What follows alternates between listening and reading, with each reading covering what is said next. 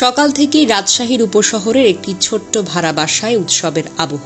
প্রথমবারের মতো একা একটি প্রশিক্ষণ বিমান চালাতে যাচ্ছেন ফ্লাইট লেফটেন্যান্ট মোহাম্মদ তৌকির ইসলাম, ডাকনাম সাগর। ছেলের এই অসামান্য অর্জনে আনন্দে ভাসছিলেন বাবা তুহুরুল ইসলাম, মা সালেহা খাতুন, বোন সৃষ্টি আর ভগ্নিপতি।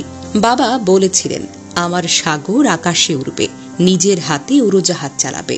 মা ততক্ষণে দোয়া পড়ছেন, চোখে মুখে গর্ভের ঝিলিক। সবাই বসেছিলেন তৌকিরের এই যাত্রা দেখার জন্য। কিন্তু ঠিক দুপুর পেরোতেই ঘন মেঘের মতো নেমে আসে এক ভয়াবহ সংবাদ। ঢাকার দিয়াবাড়ির আকাশ ছিঁড়ে ভেঙে পড়ে এক প্রশিক্ষণ বিমান। বিধ্বস্ত হয় মাইলস্টোন স্কুল অ্যান্ড কলেজের একটি ভবন। প্রাথমিক খবরে জানা যায়, বিমানটিতে ছিলেন বৈমানিক তৌকির ইসলাম। একদিকে দেশের মানুষ স্তব্ধ, অন্যদিকে রাজশাহীর সেই ঘরটিতে থেমে যায় সমস্ত উচ্ছ্বাস। পর মুহূর্তে শুরু হয় কান্নার হাহাকার, উৎকণ্ঠার প্রলেপ।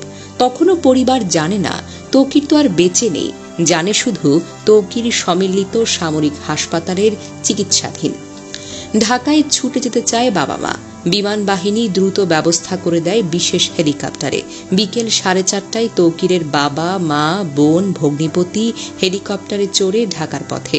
কিন্তু তখনও তাদের জানানো হয়নি সাগর তো আর ফিরবে না। রাজশাহীর সেই আশ্রয় ভবনের সামনে তখনও ভিড় জমেছে সাংবাদিক, প্রতিবেশী ও সাধারণ মানুষের। ভেতর থেকে কান্নার রোল আসছে থেমে থেমে। বাড়িতে তখনও আছেন তৌকিরের নানা, নানি ও খালা। বাহিরে দাঁড়িয়েই মামা মোতাকাব্বির চেষ্টা করছেন ভাঙা কণ্ঠে সবার প্রশ্নের উত্তর দিতে। তিনি বলেন, সাগর ল্যাবরেটরি স্কুলে 7ম শ্রেণী পর্যন্ত লেখাপড়া করেছে। এরপর পাবনা ক্যাডেট কলেজে 2017 সালে বিমান বাহিনীতে যোগ দেয়। বছরখানেক আগে বিয়ে করেছিল একটা বেসরকারি বিশ্ববিদ্যালয়ের শিক্ষিকাকে।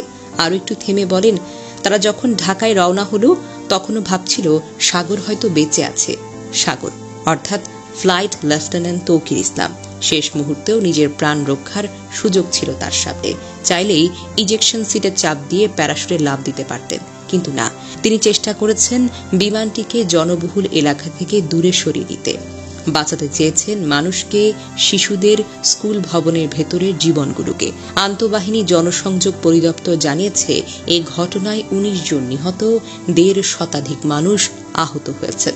তৌকিরের মৃত্যু কেবল একটি পরিবারের নয়, পুরো জাতির হৃদয়ে গভীর শোকের রেখা টেনে দিয়েছে।